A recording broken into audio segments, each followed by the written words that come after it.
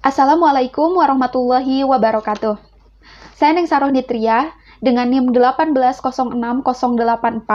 Saya mahasiswa S1 Prodi Pendidikan Kewarganegaraan, Fakultas Pendidikan Ilmu Pengetahuan Sosial Universitas Pendidikan Indonesia. Dalam video kali ini, saya akan membahas sedikit tentang fenomena sosial catcalling dengan judul Catcalling Pelecehan Seksual yang Dilumrahkan. Teman-teman, khususnya untuk perempuan, pernah nggak sih kalian mengalami kejadian spontan yang dilakukan oleh kaum Adam seperti disiulin, atau tiba-tiba diklaksonin orang yang nggak kita kenal, atau tiba-tiba dilontarin perkataan seperti, "Hai cantik, mau kemana? Senyum dikit dong cantik," atau "Witwiw, seger banget lihat yang kerudungan." Teman-teman, hal tersebut sebenarnya merupakan salah satu perbuatan atau tindakan yang bertentangan dengan norma kesusilaan dan bahkan bisa dikategorikan sebagai suatu tindak pidana. Fenomena tadi yaitu disebut dengan istilah catcalling.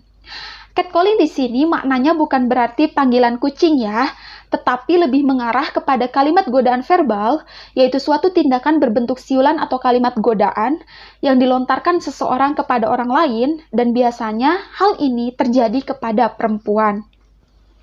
Nah, teman-teman, yang menjadi menyedihkan di sini, di Indonesia, kejadian catcalling sangat marak terjadi, hingga rasanya menjadi wajar-wajar saja jika seseorang menerima tindakan tersebut.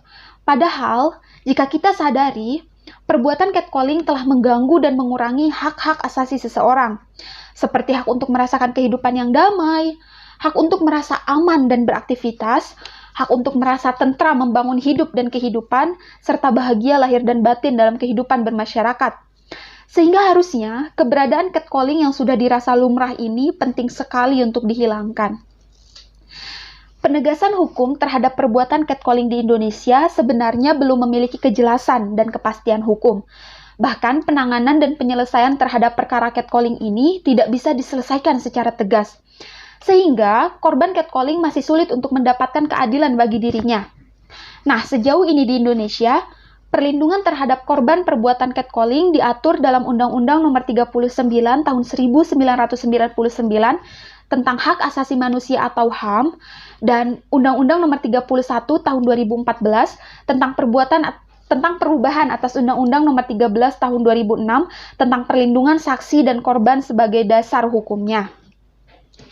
Nah, catcalling ini bisa dikategorikan sebagai suatu perbuatan pidana karena ia memenuhi unsur-unsur dari suatu tindak pidana yang menurut Profesor Simons, unsur-unsur tersebut yaitu yang pertama, adanya suatu perbuatan yang dilakukan oleh manusia, kedua diancam pidana, ketiga unsur tersebut melawan hukum, keempat dilakukan dengan kesalahan, dan yang kelima ada orang yang mampu bertanggung jawab atas hal tersebut. Nah, teman-teman, hak asasi manusia di Indonesia itu sangat dijunjung tinggi, sehingga diatur secara jelas dan tegas di dalam konstitusi negara, yaitu di dalam Undang-Undang Dasar Negara Republik Indonesia tahun 1945. Sebagai dasar hukum paling tinggi, Undang-Undang Dasar menjamin perlindungan, pemajuan, penegakan, dan pemenuhan HAM warga negaranya, serta harus dihormati dan dijamin pelaksanaannya oleh negara maupun kelompok individu.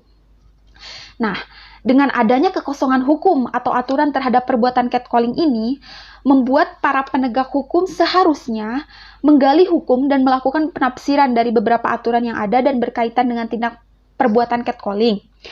Karena saat ini dasar yang digunakan penegak hukum dalam menangani dan menjerat pelaku kasus catcalling yaitu dengan menggabungkan pasal-pasal dalam Kitab Undang-Undang Hukum Pidana atau KUHP dan Undang-Undang Nomor 44 Tahun 2008 tentang pornografi.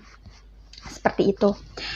Nah, teman-teman, mulai saat ini, yuk mari kita melek hukum untuk tahu bahwa perbuatan catcalling yang dirasa lumrah adalah hal yang salah. Walaupun di Indonesia aturan hukumnya belum terlalu jelas, tetapi ada pasal-pasal yang dijadikan dasar hukum untuk perbuatan catcalling, walaupun memang belum mampu memberikan keadilan bagi korban dan menjamin kepastian hukum secara maksimal. Nah, kasus catcalling sangat penting untuk dibahas, karena di Indonesia hal ini masih dianggap sangat biasa dan lumrah. Padahal sebenarnya catcalling itu sangat bisa berdampak besar kepada korban. Sehingga seharusnya perlu dilakukan sosialisasi dan pemahaman kepada masyarakat terhadap perbuatan atau tindakan catcalling, karena tindakan ini termasuk tindak pidana pelecehan secara verbal, dan agar dapat menghentikan perbuatan pelecehan yang biasa terjadi di muka umum ini. Nah, teman-teman, mungkin cukup sekian pemaparan yang bisa saya jelaskan. Semoga kita semua sama-sama belajar dan semakin peduli terhadap fenomena sosial yang terjadi di lingkungan sekitar kita. Wassalamualaikum warahmatullahi wabarakatuh.